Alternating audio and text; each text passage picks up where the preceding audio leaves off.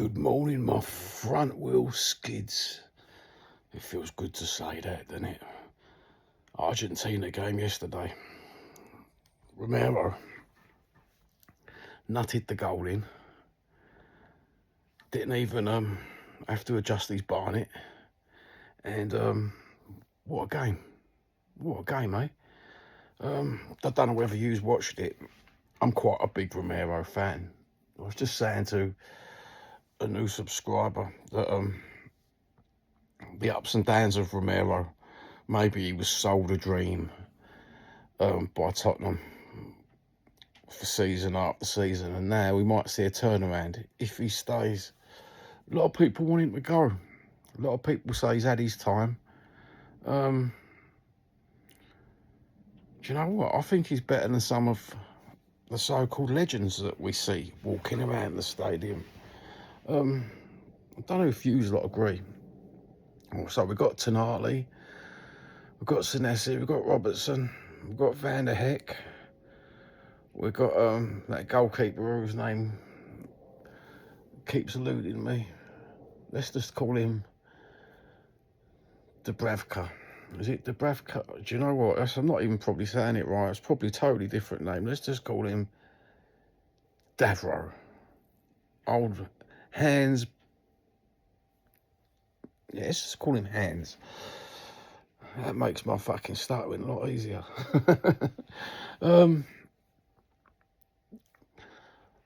Tottenham Hotspur lately, absolutely in a complete turnaround with the transfers.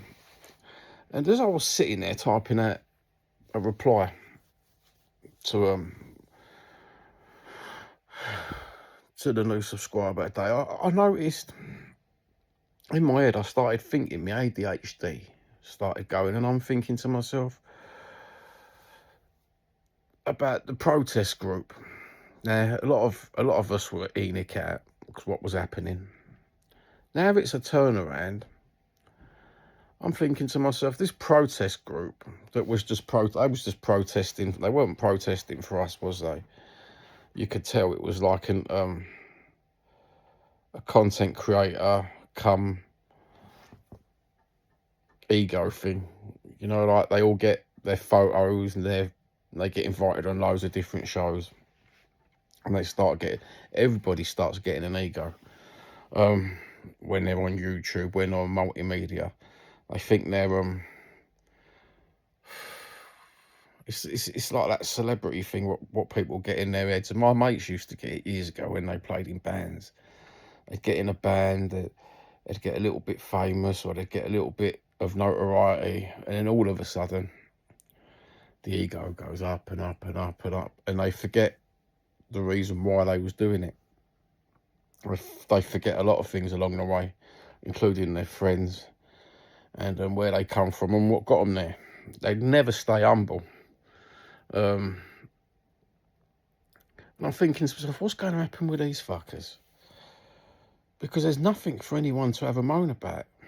Not for them anyway, because they're the new demographic. They're not the old school like us, are they? They're the new demographic of Tottenham. They've got the 90 quid a week to spend. They've got the 120 quid a week to spend. And some of them live in these fashionable parts of London. And then you've got the other demographic of the new county man who can afford 6-7 hours on a Saturday to get into London on the train, spend the 120 quid on a train ticket, spend the £300 on a plane ticket from Marbella. You know, I've read it all on Facebook. Of flying from Dusseldorf, or flying from wherever they are in Europe, highly paid. Is this what the new stadium brought, do you think? Do you think with this new stadium we brought a new demographic of, I won't call them, they're Spurs fans, but are they really Spurs fans, or did we get them with the stadium? Is that what happens when you build a big stadium? You build it, they will come. One of those ones. What Kevin Costner film was that out of? Was it Kevin Costner? Because I've got a feeling that's what we see in the last, what is it, how many years now since the new stadium? You know, is this what we've become? Because before, we had a loyal fan base at White Hart Lane, didn't we? There was none of this, it wasn't gentrified. It was far from gentrified. It was working class locals, working class Londoners who supported their team. Their dads supported the team. Their granddads supported the team. In fact, their granddads built the team. What I mean by that is they didn't stop supporting our granddads, our uncles, our aunties, our families who lived in Tottenham. They didn't stop, did they? And it just gets me wondering about the new fans this year. The new style of supporting a club where multimedia has come into the forefront of everything. Everyone's got an opinion. Everyone knows how to run a football club, but yet they can't even run their own lives. I'm thinking to myself, if it all turns down the shitter, what are the protest groups going to do? They can't exactly turn around and say, you ain't spent nothing. That's a void argument, isn't it? They can't exactly turn around and say, they're all shit players. We want to start again like they was. And the content creators, for that matter, on YouTube, they can't exactly turn around and say much no more, can they? So it's like a defunct argument. I always say, with the protest, why I was protesting against Nick, you probably already know. Shoot with that. Was the demographics changed.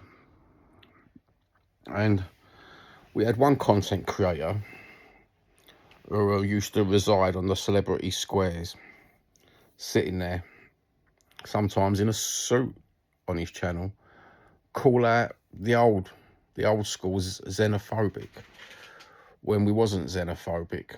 We was just proud of our Spurs, proud that it was a local working man's club, proud that our forefathers supported them and built them. And he gave the argument of all the old school being xenophobic, and that wasn't the case. We welcome everybody and anybody. So if you want to come over from the dark side, we'll welcome you with open arms. It's never been a horrible football club, has it? It's never been, you know, like when people say, oh, but mind you, I don't think Millwall's an horrible football club. I think they just got a bad rap. I think the fans are absolutely salt of the earth. Mind you, I do think the West Ham fans are salt of the earth as well. Maybe that's because I come from Bethnal Green.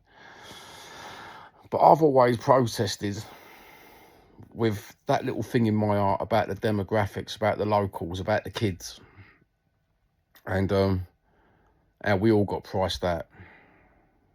Because I'm from Tower Hamlets. I'm no rich man, poorest council in Britain.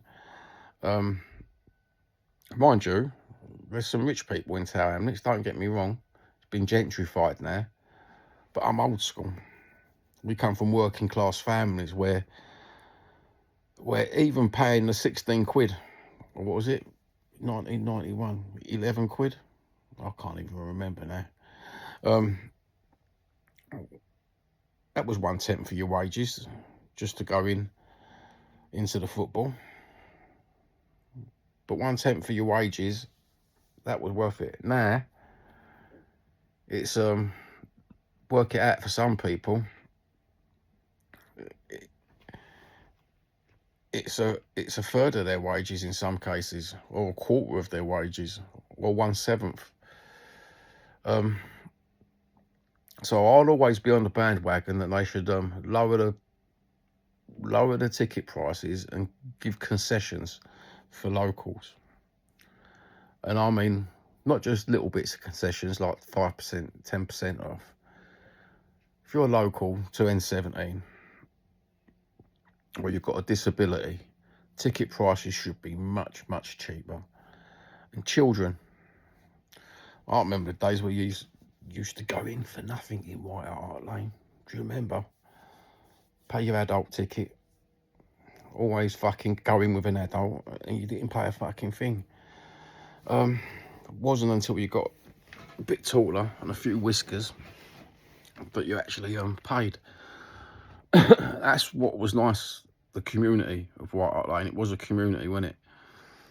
It's what I say to people sometimes is people forget what Tottenham was. Do you remember the Tottenham Transit? That was my mate's auntie. Do you remember that?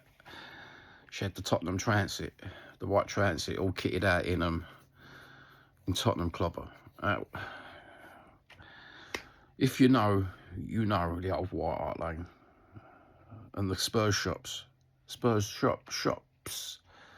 There's a few places, and if you were lucky enough, some of the footballers had sports shops themselves. You might be able to get some Spurs clobber there. If you was taken for a ride in London somewhere. You could never find a Spurs top in Selfridges. You could never find a Spurs top in Olympus Sports when I was a kid. Always sold out in Selfridges. Those were good times years ago. I'm hoping that this turnaround of all the new signings and the new demographics, they'll all get together and it'll be like the old times again. Because it's starting to feel like that, do you not think?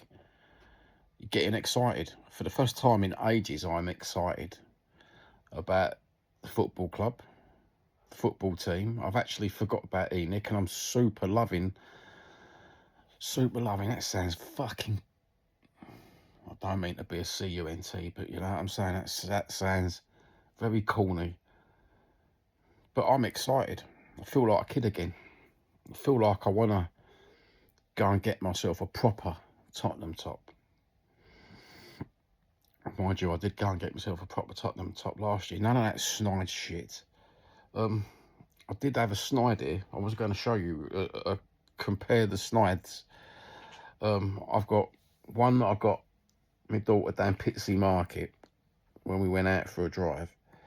And I've got another one that I got off eBay. And I've got a proper one. The proper one's all rubberized. And the fake one's all embroidered. And the difference in quality of material and cut is you wouldn't believe the difference. I wanted to show you that. Anyway, I might do that in another video. Anyway, that was my morning talk for this morning, because Romero has got me proper buzzing. So has America being chucked out of the World... Well, not chucked out of the World Cup, but you weren't good enough. Nor were you, Canada. Nor were you, Mexico. And as I said, you can now sit and watch proper football teams and how it's supposed to be played. So have a good one. And Romero, again, scores a goal in a World Cup. You'd army. Have a lovely one. God bless. And I might even go Spurs shop myself this week.